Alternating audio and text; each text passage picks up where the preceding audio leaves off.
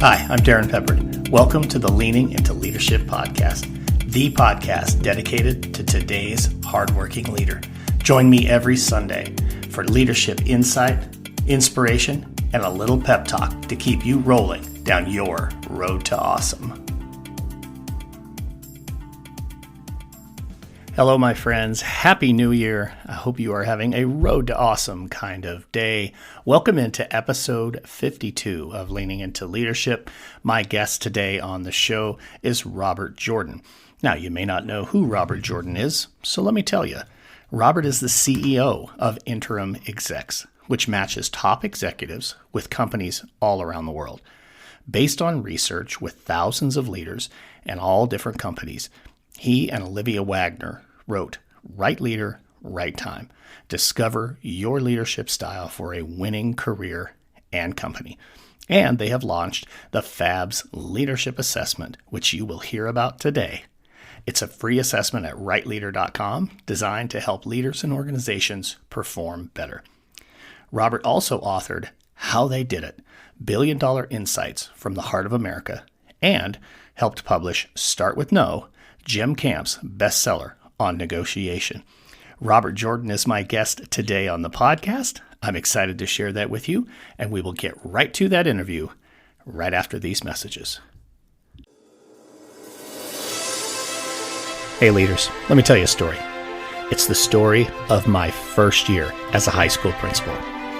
I will tell you, I was exhausted, I was overwhelmed, and I lived my life breathing through a snorkel because my head was so far underwater, and I didn't think there was a way out.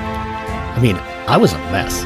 The 40 feet that it was to move from my assistant principal office down to the principal's office might as well have been a 400-mile trek.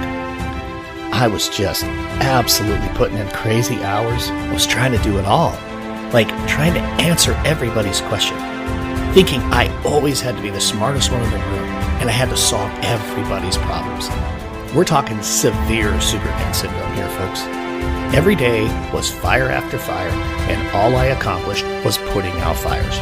Forget about leading. I was simply trying to survive. Now, after working with a leadership coach, I really was able to get things figured out, get my head from being a firefighter to actually being a leader. But it took work, and I discovered some things that really mattered. And that's why I've created Walk in Your Purpose, 5 mindsets to level up your leadership, a free ebook that you can have today at no cost. Just go to walkinyourpurpose.roadtoawesome.net/ebook to download your free copy. Again, that's walkinyourpurpose.roadtoawesome.net/ebook. It's time for you to walk in your purpose, to find joy in your job, and to be the leader you always knew that you could be. This podcast is a proud member of the Teach Better Podcast Network. Better today, better tomorrow, and the podcast to get you there. Explore more podcasts at www.teachbetterpodcastnetwork.com. Now let's get on to the episode. All right. Robert Jordan, welcome into the Leaning into Leadership podcast, man. I'm looking forward to this conversation. Thanks, Darrin. I am as well. It's a pleasure to be with you. Yeah, absolutely. I know there's some really great things that we're going to get into today, talking about, 4 keys or 4 leadership styles, I guess, that you had done some research around in your book and that kind of thing. But before we do that, just really quick for my listeners who maybe don't know who Robert Jordan is, give them the elevator version of who you are and what you are all about. Yeah, thanks, Darrin. Just so you know, some of your listeners, they may be thinking, "Oh my God, is this Robert Jordan, the famous fantasy author?" There was a guy. His pen name was Robert Jordan. He wrote, fantasy novels, tens of millions of readers.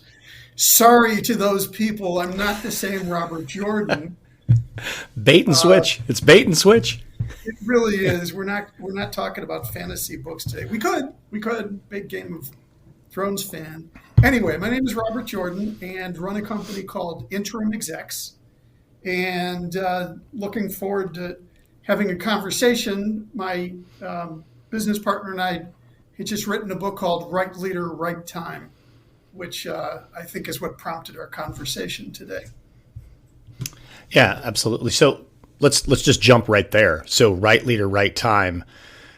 What kind of went into putting this project together? What's it really all about? I probably should say the full name because it'll give a hint. Right leader, right time. Discover your leadership style for a winning career and company. So the book is all about leadership style. We discovered 4 distinct styles among exceptional leaders. The way this research came about is that over the past 15, 20 years, the process of acting as a matchmaker, where organizations around the world would call us because they needed some leadership in the C-suite, CEO, CFO, CIO, that we discovered there were these 4 distinct styles, which we call fixer, artist, builder, and strategist. The primary reason actually we wrote the book was because the vast majority of the thousands of leaders, about 7,000 leaders who kind of showed up on our doorstep over the past decade, and in the process of ranking and scoring and screening those executives, what became apparent to us is the vast majority of those folks were having leadership journeys, they were having career journeys that were okay or pretty good, but not what you would describe as exceptional.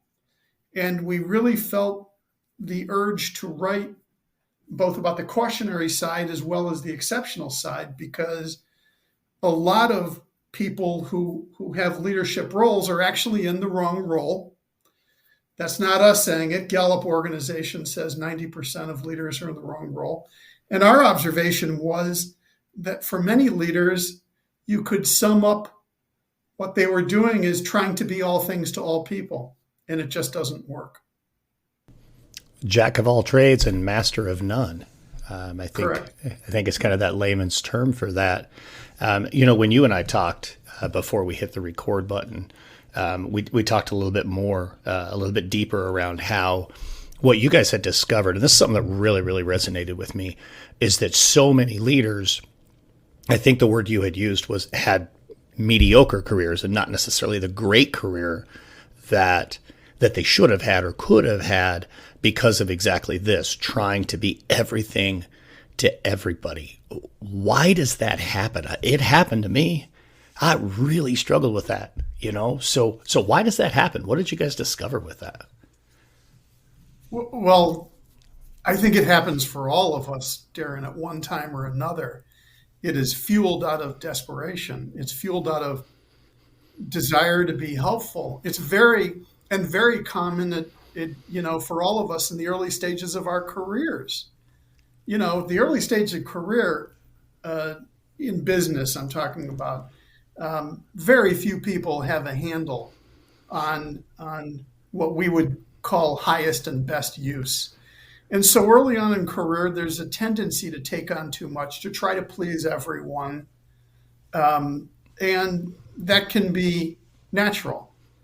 What we would say is that as somebody goes through their career, the more success they're having, they tend to reject more of what is not for their highest and best use. So this is not easy. It's easy to say, it is not easy to do. Early in career, devilishly hard because we need the money, we need the salary, we need the job, we need to work. You can't go to your family and say, yeah, I'm out of work because I refuse to do something. You can't do that. Right. And I get that, but what tends to happen over time with exceptional leaders is more and more they are plotting a course that even if at the beginning, someone gets out of college and is like, I don't know what I'm going to do with my life. Well, there tends to be a pattern that forms. And for exceptional leaders, that becomes more and more you could remark on that has voice, that has a pattern. And that over time, as confidence grows, those exceptional leaders tend to reject more. Does that make sense? It does. It does. And I think it begs a couple of questions, or maybe just dive in a little bit more for clarity, I guess. But as we talk about those more seasoned leaders who begin to reject some of those things, might that be likened to delegation, or is that different than delegation? In part, it is delegation. You can think of it on many levels.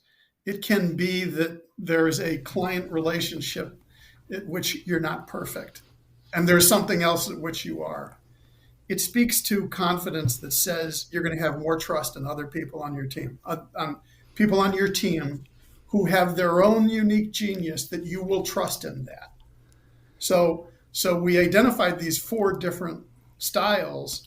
We also saw 3 commonalities among exceptional leaders, regardless of whether their primary wiring was what we call fixer, artist, builder, or strategist.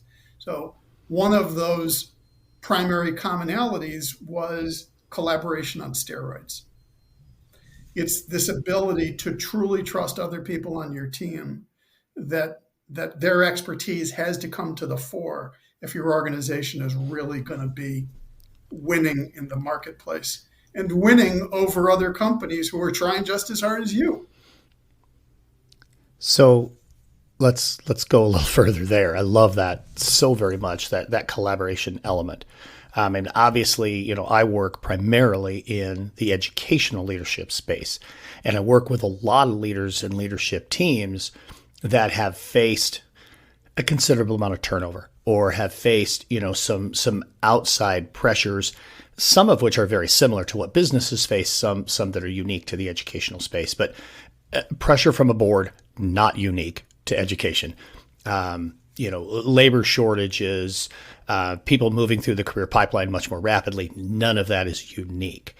But unless you think I'm wrong there. I mean, I don't think I am. I think that's pretty common across leadership. Yeah, yeah. So I guess where I'm going with this, and my curiosity here, is what I see and what I wonder about. And honestly, some of the leaders I'm working real closely with right now are struggling with is how do you build that collaboration on steroids, that trust that, let's be honest, Bob, that comes from years of working together. But when your team turns over, one team I work with has 8 new members to the team of like 25 people. How do we best build that trust so that collaboration on steroids can happen? Well, let me mention the 3, we call them pillars or commonalities of exceptional leaders. The first one is doubling down. The second one is collaboration. The third is no hiding. So to unpack that a little bit, exceptional leaders double down, meaning that as they discover over the course of their career the style to which they are best suited, they tend to keep reinforcing it over and over again. It's not that we or the world is pigeonholing them and saying, if you're a fixer, you can only go into turnaround situations. It's not that. It's that person is finding more and more joy and success from this unique makeup of their own leadership style. And so they're going to keep on reinforcing it. Okay. The second point, collaboration, which we're talking about a little bit before, we interviewed a lot of leaders for the book. We also interviewed organizational psychologists, frankly, to ask them, are we crazy? Does this model make sense? And one of the psychologists, he put it so well, he said, you need to be spiky. And what he meant by that is, if you look at a graph and it showed all of these qualities and abilities and capabilities that we all bring to our work, none of us are spiky across the board. None of us are at a level 10 on everything. It's just not possible. What he said is that on a team, you just have to be spiky in the few ways in which you are. So I, for example, am really strongly wired with artist mode. I can't turn it off. I have this creative ability that it's wonderful in its way, but it can also be very limiting or damaging, and that I need the people around me to be exceptional in an operational sense, or we're not going to thrive as an organization. Right. And if I think I'm going to just kind of boil the ocean and that I'm going to be the one that's going to be generating the ideas, but also I'm going to be the greatest at execution of them, oh my God, we're all dead. So I have to recognize that I'm spiky in these ways, but that my teammates are even more spiky and exceptional in their ways. And that's the way most modern work is accomplished if it's going to be great. So talking more about being spiky, when we think about then building a leadership team, are we looking for ideally people who can be spiky in the areas that we can't? You mentioned so well, and honestly, Bob, when you talk about your strengths, a lot of them overlay what mine are. I'm really good at the big idea. I'm really good at rallying everybody together, and I'm really good about, hey, here's what we're going to do. But I am not in any way, shape, or form, a type A. I am not going to lay out that detailed plan. I'm not that guy. I can execute it, but I'm not the guy to build it. I need that person around me. My best leadership teams, I had that person around me. They were spiky in that space. So as people are looking at the hiring process, whether that's, I'm sure in business, there may not necessarily be a season for it. In education, there's very much a season for it. When we talk about finding the right fit and we talk about getting the right people on our team, is that really what we're looking for? Are people who can spike where we can't, or maybe that we're missing a spike on our team? Yes, absolutely. And again, this is not to the exception of well-rounded and all of the qualities that you seek and the chemistry that is going to make a great team. But there has to be, in the business sense, there's this word accretive. And accretive is a good word for teams, because it used to be that the manager of a team could just kind of go around and, hey, how you doing? And the manager didn't have to technically be accretive in the sense of contributing to the team other than oversight.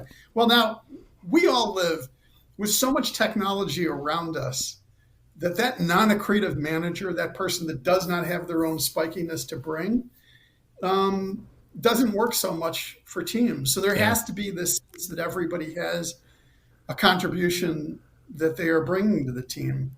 The third commonality, in the book, we said exceptional leaders, those are leaders who do not hide.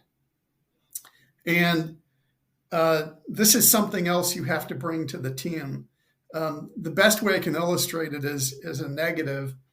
A few years back, Wells Fargo went through a bit of a scandal because it was proven that they had cross-sold millions of accounts that their customers had never signed up for. And this was big news at the time, and the CEO was hauled in front of Congress and the Senate. And he was asked, on all these earnings calls, every quarter for years on end, you're talking about how your sales are going up because of cross-selling. And, somebody had a bank account, so you got them a credit card, or they had a credit card, and so you got them their mortgage. And he said, but the questions were, in millions of cases, millions of accounts, those customers had never signed up for them. It was an utter fabrication. And they put this to the CEO, the guy who'd been on the calls, trumpeting this. And he said, well, that wasn't me. That was the board of directors. And anybody that knows anything about business knows that a board of directors is not responsible for that kind of tactical decision. That was an example of a leader so thoroughly hiding from his own responsibility. And he was later banned from banking for life, and rightly so. You want people on a team where you are holding each other to account. That's a good thing. And by the way, this is what kind of reflects back on the journey, the leadership journey, if it's only mediocre, which is what defines mediocrity is the lack of accountability and the lack of measurement. So to put this in very concrete terms, I could do it in business, we could talk in education as well. In business, if you have a leader and they're in charge of a division, and that division, say, grows from 100 million a year in revenue to 500 million over 4 years. Well, that's something you can talk about. That's being held to account. That is a mark of measurability, if you will. In the same way in education, of course, there are all kinds of metrics that can be looked at to say, well, what was the accomplishment? Or if something needed to be turned around, what were the metrics around saving?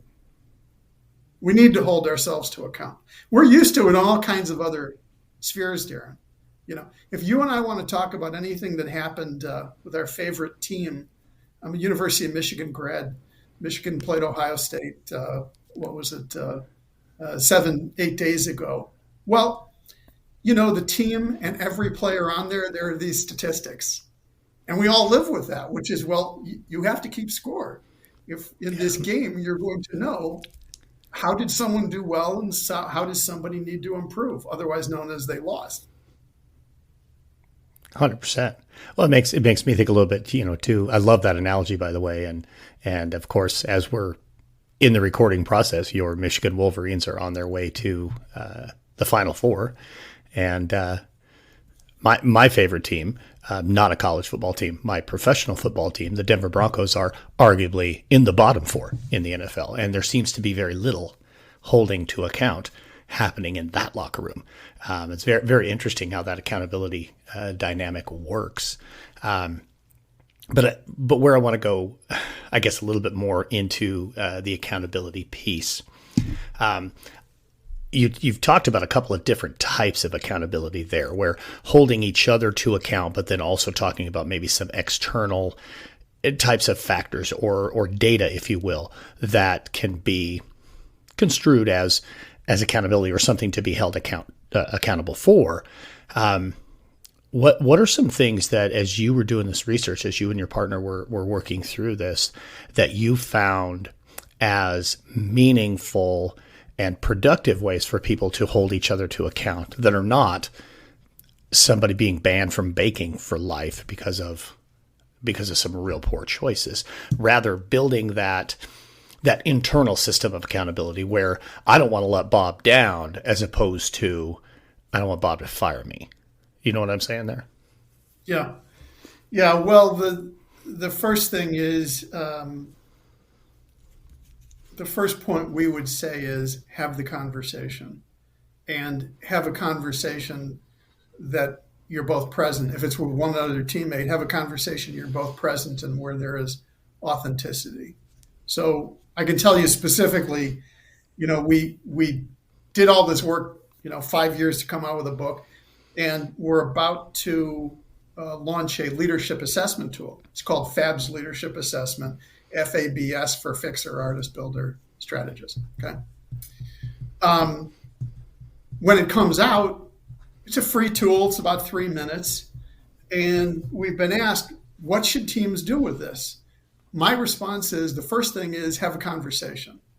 Because the more that I know about you, for example, Darrin, if we are on a team, and I know you're wired so much with artist mode, with creativity and innovation in your core, I know more about you and how we will both do well together if, for example, my wiring was, say, more operational. That it's just, not to keep going back to metaphors with sports, but we see this with teams who we love. I'm old enough that, I live in Chicago, and I can remember the Bulls, the Chicago Bulls, playing when Michael Jordan played. Oh, yeah. And in their best days, it was, yes, a Michael Jordan show, but it was a team show. And one thing that struck me watching them play was that I thought, if you blindfolded these guys, they probably would play just about the same and just about as well, because they are so in sync with each other that they're playing with that level of excellence. And that is where I would say each of us in our organizations would aspire to, which is, do you become so trustworthy to your teammates and they for you that you could pass the ball blindfolded and you just know most of the time you're still going to be playing a game so well together that it's going to be great. And so my first point is have the authentic conversation with each other. I think I want to keep running a little bit with that Chicago Bulls analogy, because I also was a huge fan of the Jordan era Bulls, and where I want to go with that, when you think about two different three-peats with those teams, and you think about how seamless they were, how well they played together, there were very few constants on that team. I think the only one other than Michael who has 6 rings is Scottie Pippen. I could be wrong. Now, obviously on the coaching staff, yes, Phil Jackson and his staff, but you had Steve Kerr in one incarnation, you had John Paxson in another. You had Horace Grant in one incarnation, you had Dennis Rodman in another. It doesn't happen overnight. This is where I'm going with this. You don't plug and play and miraculously Matt Stafford comes to town and the Rams win the Super Bowl. That's an enigma. That doesn't always happen, and it certainly doesn't happen for many leadership teams. It takes time, right? And even though the core of that team really were 2 guys and a coaching staff, you're right. They were able to build such an incredible trust and such incredible camaraderie from, very unique individuals, that they were able to, as you said, so well, pass the ball blindly because they knew their teammate was going to be there. I'm sure I had a question, but I can't think of it. You're hitting on something great, because this is where culture comes into play, and that organizations with any sense of longevity or history have culture. I don't care how technical or technological the business is. It's funny, Silicon Valley, you think of these groundbreaking technologies, which on the surface, it's like, well, how much they have to do with the human beings? Once you launch a successful algorithm, you launch Instagram with just a dozen employees. But in fact, there is culture with all of these organizations, no matter how technological, and that it becomes ingrained for good or bad. Peter Drucker, one of his most famous lines ever is, "Culture eats strategy for breakfast." So, we can all use our big brains about what our plans are for our team or our organization. But there's this more long-standing thing. And I don't mean to say that leaders do not influence culture. They absolutely do, or they can, or they should. They should. But, when you're in an organization that is on the upswing, that is performing well, there is a culture there that is a blessing. And if things are going wrong, the opposite is true. And it is incumbent on the leadership to go look at the culture as being something very deep and abiding, as opposed to what people will say. Well, you're hitting right on what I feel is one of the most important elements in leadership. I talk about clarity, I talk about intentionality, but it starts with that culture. In a lot of ways, you kind of completed my point with, what was happening with the Bulls. There was a winning culture there in Michigan right now. Jim Harbaugh has absolutely created a culture of winning. And unfortunately, in the locker room of my favorite pro team, it is not a culture of winning right now. It is, how are we going to find a way to lose this one again? And in organizations, you're absolutely right, but I'm going to take it a step further. I think one of the most important roles of the leader is to have not only a finger on the pulse of the culture, but to be the driver of that culture. If we're not intentional about our culture, it's something I think a lot of leaders lose sight of. Bob, your culture in your organization changes all the time. You get a new member to the team, new player, new team, as my friend Randy Russell loves to say. And if we're not intentional and staying focused on that culture, our culture will change. It just may not change in the direction that we want it to, which definitely can have an adverse effect and take you from being able to pass the ball blindly, to just use that metaphor one more time, to turning the ball over. Yes. Yeah, one of the leadership styles we write about is we call strategist. Strategist is the leader at scale of complexity and large organization. And all of the strategist leaders we interviewed, there are a lot of commonalities within style that are very different from the other styles. Strategist, if you want the mantra, it is cadence. It is that there is this heartbeat in an organization, but also its component parts. And so you'll hear leaders in larger complex organizations, and they will say there's this syncopation, this beat to the board of directors, to the marketing team, to the finance team. If there's a specific project-oriented team, there's this cadence. And what great leaders do is they quicken the cadence. They are working on this. They're working on this. They feel this pulse. And it's a wonderful thing. It's different language than you hear, for example, from fixers, artists, and builders. It's pretty incredible. I find never-ending enjoyment from studying this, because the strategist leader, and I'm fine on strategy with a small s, but the strategist leader is operating at a point of scale which is way beyond personal span of control. Stephen Covey, the author of 7 Habits of Highly Effective People, he had this phrase, personal span of control. Styles, fixer, artist, and builder, they tend to be that their team size is 10, 20, 50, 100, maybe 200, but they know those people. Strategist is the leader at scale. They do not personally know all of those people, and it is not the way that they're going to effectively lead. We will return to the Leaning into Leadership podcast in just a moment. But first, let me ask you a question. Have you ever said to yourself, man, I should write a book? Well, if you have, then let me ask you another question.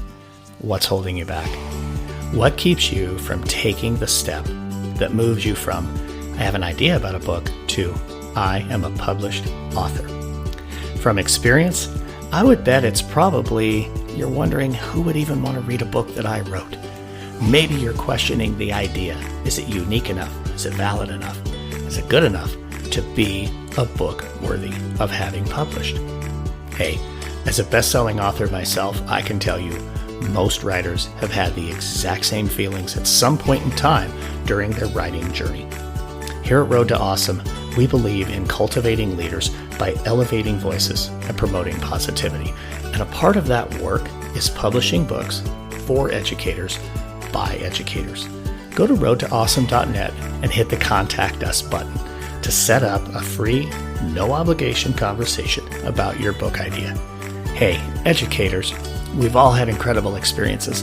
We all have amazing stories, and every one of them deserves to be told.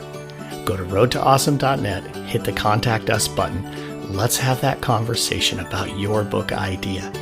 And now, back to the Leaning into Leadership podcast.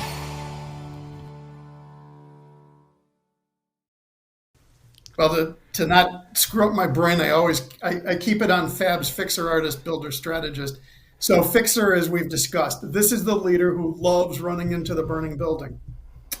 Now, all leaders have to be able to deal with problems and crisis. We get that. The wiring of fixer, though, is interesting because they need to keep on doing that. And when a fixer leader is put out one fire, when they have solved problems in one organization or team or client, they have to move on to a new problem. And if they don't, look out. One of the leaders we interviewed in a prior book, we wrote a book about exceptional company founders called How They Did It. One of the leaders in that book, he said, if I put a fixer into one of my companies and the company isn't broken, he'll break it just so he can fix it. And we tried challenging a lot of the fixers interviewed in the book in Right Leader, Right Time by saying that quote, because I thought they'd all get offended. No fixer got offended at that. Their reaction was, well, so what? Like, maybe it needed to be broken, which is like, I think you're missing the point. But anyway, that's fixer. Artist. Artist is the leader who views the world as a blank canvas or as a piece of clay to be molded. The standout example in the world today of artist leadership, artist energy, is Elon Musk. And the wonderful part, this is my opinion, of Elon's leadership is Tesla and SpaceX. He has almost single-handedly turned the world around when it comes to electric vehicles and to the concept of space travel, that we don't have to rely on a government, that a private company can put us into space. I think it's wonderful. He's also a cautionary example that none of us are all things to all people, because as you and I are recording this, Darrin, Elon is at week number 5, 6 of owning Twitter. Yeah. Of bringing the sink. He brought the sink. He brought the sink in. And man, if you want to talk about a cautionary lesson that fixers should not follow of how to be of instant service, turning around a broken organization, you can look at Elon and Twitter, because it is not pretty. Not pretty. So that is artist mode. Builder. Now, I know everyone in every organization wants to be the builder. Got it. We mean builder in the specific sense of the energy that takes this small product, team, project, what is little and embryonic, and taking it to scale, taking it to a point of some kind of domination and completeness. What you tend to see builders do after they get to that point, in business, for example, you see it with IPOs, is that you will see that leader move on. They move out of the CEO role, and they tend to want to go to a new organization where they can do it all over again. That's builder energy. Okay. Strategist, we touched on it a little before. Strategist is leader at scale. Strategist is the leader that is talking about loyalty to the organization. Strategist is the mentor, the one who was mentored. Strategist is the person who is cross-trained and tends to stay at one large organization for a long period of time. It's a very different kind of language from fixer and artist and builder. Very few leaders in their career will round the bases of all 4 in terms of dominant. We all use all 4 every day, but exceptional leaders tend to have 1 or 2 dominant styles. So I want to touch on 2 of them. As you were talking about fixer, you talked about running into the burning building, and I raised my hand. I know nobody can see that, but I'm raising my hand. I'm like, yes. I should have narrated the time to say Darrin's raising his hand. That's right. Yeah, for sure. Well, I'm happy to, throw myself under that one. But as you were talking about the fixer and talking about how, they've got to fix something, and they love to take on those challenges of fixing something. And even if there's not something to fix, they'll break something so they can fix it. It made me wonder, and I'm going to dovetail this into builder, and then I'm going to ask my actual question here. So with builders, that's let's take it where it is and let's really grow it to scale. And you talked about how the builder will sometimes, when it reaches a point, say, okay, now I'm going to go somewhere else. What I was wondering about with the fixer, and so now help me quantify this or wrap my brain around, who is that career bouncer, that person who goes from job to job to job. And I'm not talking about the person who just can't get the job done and that's why they bounce. I'm talking about the person who's like, I got to find the next challenge. I got to find the next challenge. I got to find the next challenge. Oop, master this. Oop, master this. Oop, better go do this. Is that more fixer? Is that builder? Is that 2 different things spiking, or are those people just nuts? They're not nuts. There's a combination of energies going on, and this doesn't necessarily mean leaving one company. So, for example, we know a very successful executive, major advertising, global advertising agency, strongly wired as fixer. He figured that out because there was a broken country, if you will. They had operations in one particular country. It was outside the U.S., not as big as the U.S. And he went there and he fixed it. And it took a couple of years to turn around the team and those client relationships. And he was hooked. And so he couldn't just go back to the headquarters to boring land. They knew it. And to their credit, they sent him, to another country. And he loved it because, again, broken client relationships, team that was not firing on all cylinders. And that's how that particular leader thrived. Does that make sense? Oh, absolutely. Yeah. So we'll dive into a little more of this, that it's part of the reason we launched FAB's leadership assessment because we say things in the book that are anecdotal. We've been at this many years, but we don't know that it's science yet. We contend that fixer and builder are linear styles, which is to say, most fixers tend to work on one broken organization or one broken division at a time. They do not do 2, 3, 5 at a time. Builder is the same. If your wiring is that you have to focus 24/7 on I'm going to grow this organization or this team, and that's it, and I don't want to be distracted, it's builder energy. The flip side is there's a very good reason. For example, Elon Musk in artist mode, he excels at working at Tesla and SpaceX and the Boring Company at the same time. Artist energy needs dissipation. It needs parallel at the same time. Strategist by its nature, if you are running Federal Express, there's 20 things on your plate in senior leadership at all times, and you have to be good at juggling or spinning all of those plates. Talking about FedEx, Fred Smith, who retired last year as he was the founder. He was there 51 years. He's one of the only modern day leaders who we would say successfully kind of ran the bases between artist mode, founding a company, fixer mode, saving it, builder mode, and ultimately arriving at strategist mode. It's not the case for most leaders that they have to excel in all, and they will not excel at all. So let's percolate this down for today's educational leader. So they're listening to this. Maybe they go and they take the FABS assessment. I will hyperlink that in the show notes so people can get to that. They get to the book. We'll talk just a touch more about the book here in a second. But when you percolate this down into the educational leadership space, which is where by far and away the lion's share of my listeners are, what might be, from your perspective, a takeaway or something that they could be looking for or expect to see in Right Leader, Right Time, or just simply from this conversation? It's a great question, and I think the first thing is it's know thyself. Or what was Shakespeare? To thine own self be true. I think to thine own self be true, and thus it follows the night to day. Thou canst be false to no man. If you're on this leadership track, I would suggest that the more authentic and genuine that track is, the farther you're going to go. We live in an age that is so transparent. It's really hard to fake it. In the beginning, we're all faking it when we're young because who knows what. Unless you've trained as a dentist or you trained as a cardiologist, you got a track there that's really defined.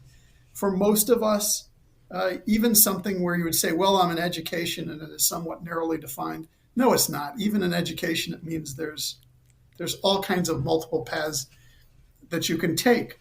And so the self-discovery is all. That's the major point for all of us. It's not that there's something externally that is blocking us or holding us from more success. It's inside of us. So first and foremost is learning more about your own style, I think, is a good thing.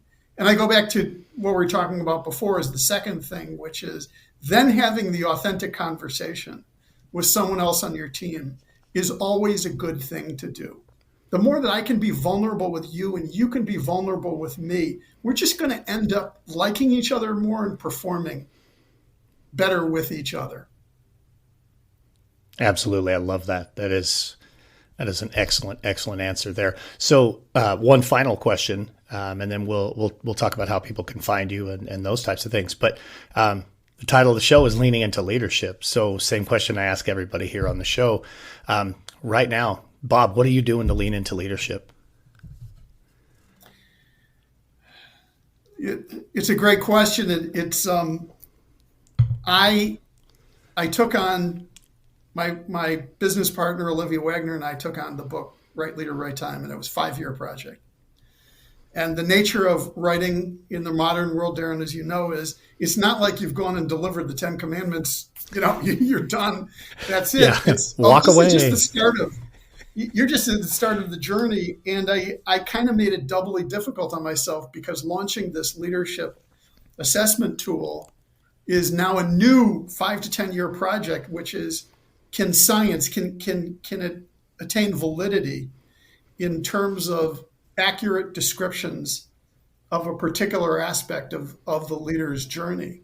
So this is what I'm now taking on, but I don't have all of the answers.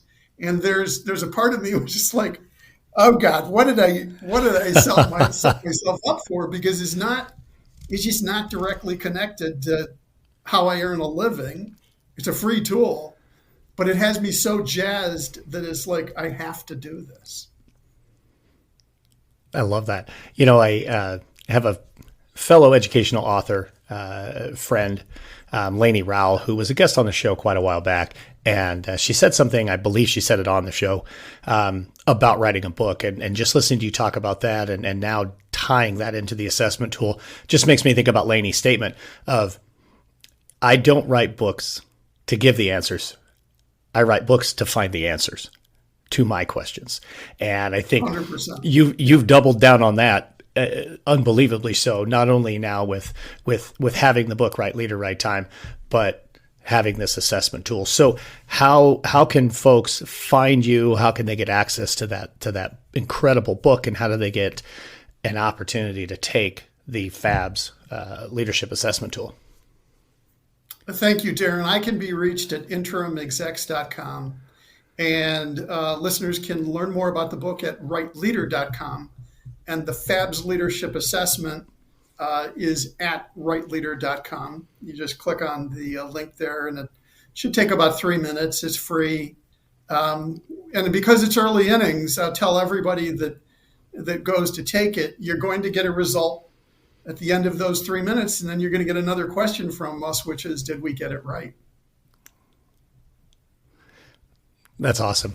I've got to go in there and take that assessment, make sure that I'll let you know whether or not we get it right. In fact, I will go ahead and make the commitment now that I'm here recording the interview portion of this podcast, that I will do that prior to actually releasing this. So here in just a couple of moments, folks, at the conclusion of the interview, you're going to hear me come back on and I will tell you what it was that I came out of there with on the FABS assessment tool and whether or not I think that they were right. I have a feeling that they will be. Robert Jordan, thank you so much for being a part of the Leaning into Leadership podcast. Man, I loved this conversation. Just so much awesome stuff. So thank you for being here. Thanks, Darrin. I'm honored to be with you. Man, what a great conversation with Robert. I really appreciate him coming on the show and sharing all of that incredible knowledge with us. I did complete my FABS assessment. I'm sure you all want to know all about that. And I will tell you my results here in just a moment. But I want to bounce back into the episode for just a second. I really enjoyed the part of the episode where Robert talked about being spiky. In other words, being really good at something where you're like a 10 out of 10 in that particular skill and leaning into that skill. And not only that, surround yourself with other spiky individuals. So members of your team who have spikes in areas that you don't, that's who you want to surround yourself with. The word accretive I thought was incredible. I love that he talked about leaders who don't hide. And I love how he talked about accountability, another unique way of looking at accountability. We've heard that from so many different guests and gotten so many different takes on the word accountability that I really appreciated that. Obviously, the FABS piece, wow, that's so good. Comes right out of the book, Right Leader, Right Time. I've got a link for you in the show notes so you can go grab a copy if that's something that you'd like to do. When you look at fixer, artist, builder, and strategist, those of you who know me probably have a thought in your head of which one I am. So when I think about fixer, that's I need to keep, running into the burning building, as Robert described that. I've got to go fix this. I got to go fix this. I got to go fix this. The artist, molding with a piece of clay like Elon Musk. We all know that's not me. Builder, the energy to take a small project and lead it to scale, or strategist, which is I'm loyal to the organization. I want to mentor and train and grow people. Folks, here's my results. It took me 3 minutes. I went in, I took the assessment. It's really easy to do. It's not invasive. You'll enjoy it, to be honest with you. My score came back with this. It said, "You are wired with strategist leadership style," which is exactly where I thought I was going to fall in. So yes, Robert, you guys got it right. It says here that as a strategist, I can operate at scale, navigating the exceedingly complex and large organization with ease while quickening the cadence of the team, division, or initiative. Quickening the cadence. I love that phrase. I probably had moments, though, in my leadership career where I quickened the cadence maybe a little too much.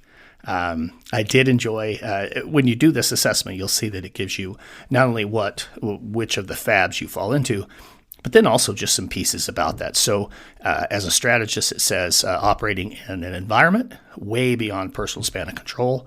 The strategist leader sees the entire field, teams, and stakeholders, and activates a battle plan to move the organization while aligning with the mission and the direction, set the tone of the organization, shaping a strong culture. Strategists are passionate about people development, skilled at choosing, coordinating, and marshaling resources, and sense the pulse and the heartbeat of the organization. So I will tell you, in my opinion, I think the FABS assessment hit it on the head for me. I would encourage you to go in there and take that assessment.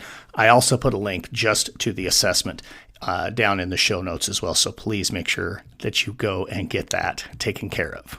And now it's time for a pep talk. The new year is here. It's New Year's Day.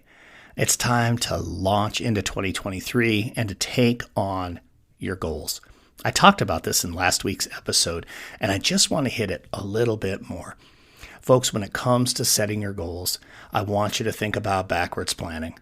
Go all the way forward to December 31st of 2023 and start to work your way backwards. Whatever the goal is that you will achieve by that date, start thinking about it in terms of each month. I need to do this to stay on pace to achieve my goal. And then each of those months, backwards map them.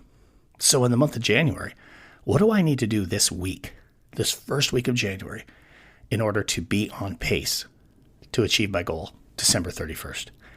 What do I need to do today to be on pace to have this week stay on pace to keep this month on pace? You see what I'm saying? Really be strategic about this. Don't just say, hey, here's my goal, and then jump in. Have that backwards map. Have that plan so you're real clear on where you want to go and how you want to get there. You need a little help on that? Reach out to me, folks. This is something that myself and Dr. Brandon Beck do all the time, supporting clients, supporting individuals to achieve their goals. Reach out. Let's have a conversation.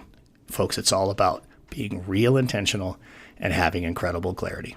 Thank you so much for spending time with me here on the Leaning into Leadership podcast. Get out there and have a Road to Awesome week. Thank you for listening to the Leaning into Leadership podcast, brought to you by Road to Awesome. Don't forget, click subscribe, give a review, and share this with somebody who might also enjoy leaning into leadership.